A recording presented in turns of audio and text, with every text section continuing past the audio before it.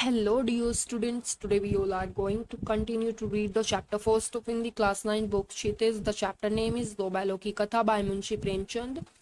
So let's start to continue to read the chapter. हमने इससे पहली वीडियो में यहाँ तक कवर कर लिया था. अब इससे आगे स्टार्ट करेंगे. संयोग की बात यह है कि झूरी ने एक बाई गोई को ससुराल भेज दिया.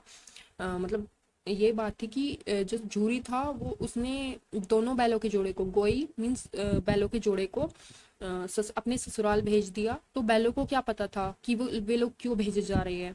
उन्होंने समझा कि मालिक ने तो हमें बेच दिया है और अपना ही बेचा जाना उन्हें बहुत ज़्यादा बुरा लगा. लेकिन कौन जानता था कि झूरी को जो साला था गया, जो उन्हें लेकर जा रहा था अपने घर, उसे दांतों पसीना आ जाएगा. क्योंकि अगर वो पीछे से हाँकता तो हम दोनों को तो दाएं बाएं भागते थे, क्योंकि वो जाना नहीं चाहते थे. पगिया पकड़कर अगर आगे से खींचता था, अगर उनकी नाक की जो रस्सियां थी उन्हें पकड़कर आगे से खींचता था, तो दोनों पीछे की तरफ जोर लगाते थे. अगर उन्हें मारता था तो दोनों सींग नीचे कर कर हुक्कारते थे और उसे डराते थे.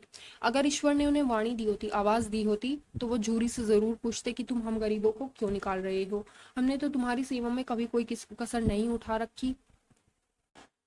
अगर इतनी मेहनत से तुम्हारा काम नहीं चल रहा था तो और काम ले लेते. हमें तो तुम्हारी चाकरी में मर जाना कबूल था, मंजूर था. हमने कभी दाने चारे की भी शिकायत नहीं की तुमसे. तुमने जो कुछ खिलाया वो सिर झुका कर खा लिया. और फिर तुमने हमें इस जालिम के हाथ क्यों बेच दिया. तो फिर भी तुमने हमें क्यों बेच दिया. अगर उनके पास आवाज होती तो वो शायद जरूर पूछते अपने मालिक से. संध्या के समय दोनों बैल अपने नए स्थान पर पहुंच गए. शाम के टाइम दोनों अपने नई जगह पर पहुंच गए. दिन भर से वो भूखे थे, लेकिन फिर भी उन्होंने नाद में लगाए गए, फिर भी उन्होंने उसमें मुंह नहीं डाला. मतलब जो वहां पर जिसमें चारा डलता था उसमें वो दोनों लगाए गए, लेकिन फिर भी उन्होंने उसमें मुंह नहीं डाला और चारा नहीं खाया, क्योंकि उनका दिल भारी हो रहा था. वो दोनों बहुत ज्यादा दुखी थे. जिसे उन्होंने अपना घर समझ रखा था वह आज उनसे छूट गया था. नया घर, नए गांव, नए आदमी, उन्हें बेगाना, उन्हें पराया सा लगता था. दोनों ने अपनी मूक भाषा, अपनी मौन भाषा में सलाह की. एक दूसरे को कनखियों से देखा, मतलब एक दूसरे को तिरछी नजरों से देखा और लेट गए. जब गांव में सोता पड़ गया, जब गांव में सब लोग सो गए, तो दोनों ने जोर मारकर पगे तुड़ा लिए, अपनी रस्सियां तुड़ा ली और घर की तरफ चल पड़े. पगे बहुत ज्यादा मजबूत थे, रस्सियां बहुत ज्यादा मजबूत थी, लेकिन अनुमान भी, मतलब ये अनुमान भी नहीं लगाया जा सकता था कि कोई बैल उन्हें आसानी से तोड़ पाएगा. लेकिन उस टाइम उनमें दुगनी शक्ति आ गई थी, इसलिए उन्होंने उन्हें तोड़ दिया और एक एक झटके में उन्होंने रस्सियां तोड़ दी. वे तो झूरी प्रातःकाल सुबह सोकर उठा तो देखा दोनों बैल अपनी चढ़नी पर खड़े हैं. जहाँ चढ़ने की जगह थी वहां पर खड़े हैं. दोनों की गर्दनों में आधा आधा घराव लटक रहा है, मतलब रस्सियां लटक रही है. घुटने तक पांव कीचड़ से भरे हैं और दोनों की आंखों में विरोध में स्नेह झलक रहा है, क्योंकि वो गुस्सा भी थे लेकिन अपने मालिक से वो उतना ही प्यार करते थे, तो वो उनकी आंखों में साफ साफ दिख रहा है. झूरी बैलों को देखकर स्नेह से गदगद हो गया, बहुत ज्यादा प्रसन्न हो गया. दोनों को दौड़कर उसने गले लगा लिया और प्रेम लिंगन और चुम्बन का वह दृश्य बहुत ही मनोहर था. और प्रेम से जो उन्होंने अपने बैलों को गले लगाया वो दृश्य बड़ा ही मनमोहक था. घर और गांव के लड़के जमा हो गए. घर और गांव के जो लड़के थे वो सब जमा हो गए. तालियां बजा बजा कर उन्होंने उनका स्वागत करने किया. और गांव के इतिहास में यह घटना अभूतपूर्व न होने पर भी महत्वपूर्ण थी. मतलब गांव में ये घटना अभूतपूर्व, इससे पहले कभी नहीं हुई थी, लेकिन ये फिर भी इम्पोर्टेंट थी.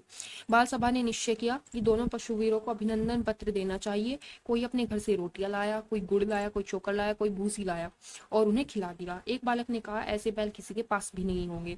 दूसरे ने उसका समर्थन, उसका साथ देते हुए बोला कि इतनी दूर से अकेले चले आए. तीसरा बोला, बैल नहीं है, ये तो किसी जन्म के आदमी है, ये तो ऐसा लगता है कि आदमी है.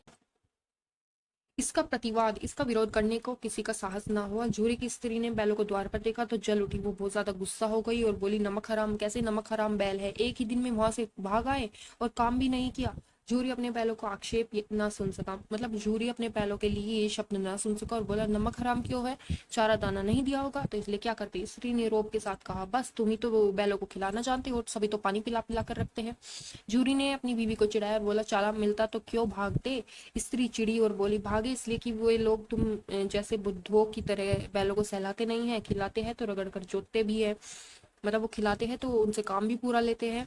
और ये दोनों ठहरे कमजोर, भाग निकले. अब देखो कहाँ से खली और चोकर मिलता है, सूखे भूसे के सिवा कुछ ना दूंगी, खाए चाहे मरे. मतलब वो गुस्सा थी कि वो उसके घर से बिना काम करे चले आए थे, इसलिए उन पर गुस्सा दिखा रही थी. वही हुआ, वही हुआ.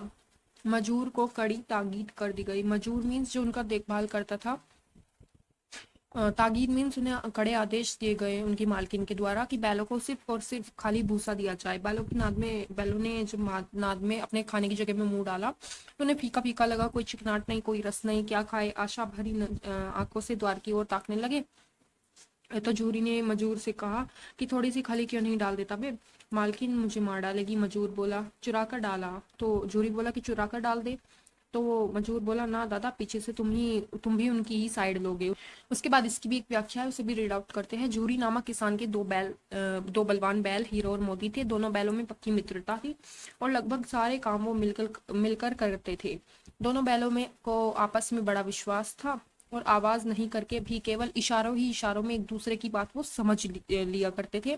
एक बार जूरी का साला गया बैलों को अपने घर ले जाता है। जब वे बैल को ले जा रहे थे तो उनको लगा कि जूरी ने उन्हें बेच दिया है। बैलों को लगा कि उन्हें बेच दिया गया है, इसलिए उन्होंने गया को पूरे रास्ते में परेशान किया। वे सारे रास्ते मन ही मन जूरी के लिए सोच रहे थे। शाम के समय जब वो अपने निर्दिष्ट स्थान पर पहुंचे तो वहां उन्हें सब कुछ पराया सा लग रहा था, क्योंकि वह अपनी जगह पर नहीं थे। इसलिए भूखे होने के बावजूद भी उन्होंने वहां पर कुछ नहीं खाया।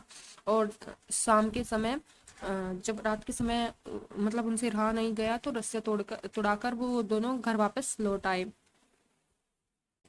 बैलों को देखकर जूरी बहुत खुश होता है, लेकिन जूरी की जो पत्नी है वो उन्हें नमक हराम कहती है। जूरी अपनी पत्नी से कहता है बैल इस तरह नहीं आ सकते, जरूर उनको चारा दाना नहीं खिलाया होगा। गुस्से में आकर जूरी की पत्नी ने बैलों की देखरेख करने वाले से कहा कि इन्हें केवल सूखा चारा ही खाने में दिया जाए। उसने ठीक वैसा ही किया, क्योंकि वह जूरी की बात को अनदेखी कर दिया करता था। तो स्टूडेंट्स, इस वीडियो में इतना ही। अब हम कंटिन्यू करेंगे नेक्स्ट वीडियो में। So thank you for watching.